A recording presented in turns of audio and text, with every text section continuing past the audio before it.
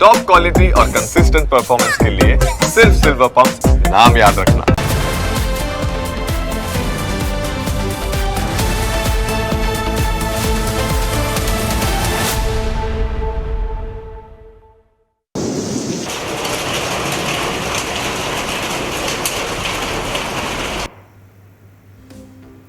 ચોમાસું હજુ સત્તાવાર રીતે કેરળ પહોંચ્યું નથી, પરંતુ ચોમાસું આગળ વધવાની શરૂઆત ચોક્કસ થઈ ગઈ છે.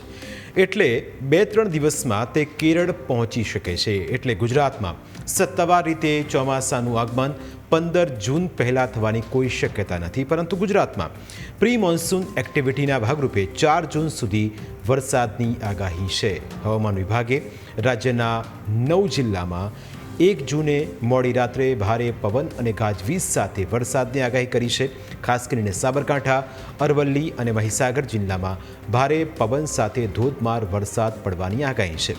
આ વિસ્તારોમાં 62થી લઈને 87 કિલોમીટર પ્રતિ કલાકની ઝડપે વાવાઝોડું ફૂંકાવાની પણ શક્યતા છે. વીજળી પડવાની પણ શક્યતા હોવાથી લોકોએ સાવચેત રહેવું જરૂરી છે. મધ્યમ વાવાઝોડાની અસર બીજા જિલ્લાઓમાં પણ થઈ શકે છે, જેને પગલે બનાસકાંઠા, દાહોદ, મહેસાણા, ગાંધીનગર, ખેડા અને પંચમહાલ જિલ્લાઓ માટે પણ વોચ રાખવાની સૂચના આપવામાં આવી છે. જો આગામી દિવસોમાં ક્યાં કેટલો વરસાદ પડશે તેની પણ વાત કરીએ. તારીખ 2 જૂનના રોજ રાજ્યના દેવભૂમિ દ્વારકા, જામનગર અને પોરબંદરને બાદ કરતા મોટાભાગના જિલ્લામાં યલો એલર્ટ છે. એટલે કે આ તમામ વિસ્તારોમાં વરસાદી માહોલ રહેશે. તારીખ 3 જૂનના રોજ સમગ્ર રાજ્યમાં યલો એલર્ટ છે. એટલે કે આખા રાજ્યમાં વરસાદી માહોલ રહેશે, પરંતુ વરસાદ છૂટો છવાયો રહેશે. ક્યાંક વરસે પણ ખરો અને ક્યાંક ન પણ વરસે.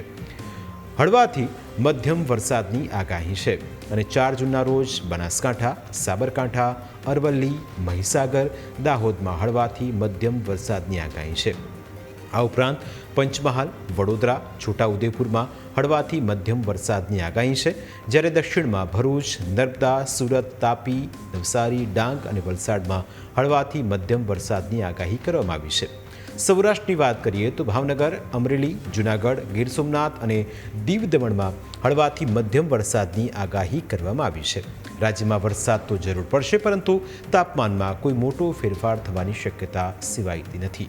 હવામાન વિભાગનું કહેવું છે કે 3 દિવસ બાદ गर्मी में घटाड़ो जोवा मळशे.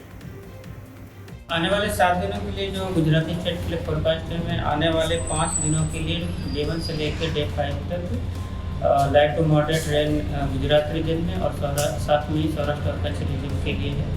और वार्निंग की बात करेंगे तो आज के लिए गुजरात रीजन के लिए जो थंडरस्टॉर्म की वार्निंग है, उसमें जो विंड की स्पीड होगी वो 50 से 60 किलोमीटर पर आवर के आसपास रहने का पूर्वानुमान है. और सौराष्ट्र रीजन के लिए आज के लिए थंडरस्टॉर्म की वार्निंग है और जो विंड की स्पीड होगी वो 40 से 50 किलोमीटर पर आवर के आसपास रहने का पूर्वानुमान है.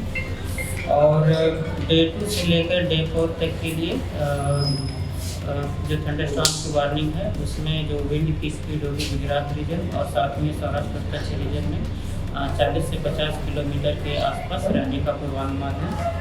और मैक्सिमम टेम्परेचर की बात करेंगे तो आने वाले 3 दिन के लिए मैक्सिमम टेम्परेचर में ज़्यादा बदलाव नहीं होगा. उसके बाद 2 से 4 डिग्री की गिरावट का पूर्वानुमान है. હવામાન વિભાગ અનુસાર દક્ષિણ પશ્ચિમ ચોમાસું આગામી 2 થી 3 દિવસમાં કેરળ અને તામિલનાડુના કેટલાક ભાગોમાં આગળ વધે તેવી સાનુકૂળ પરિસ્થિતિઓ સર્જાઈ રહી છે.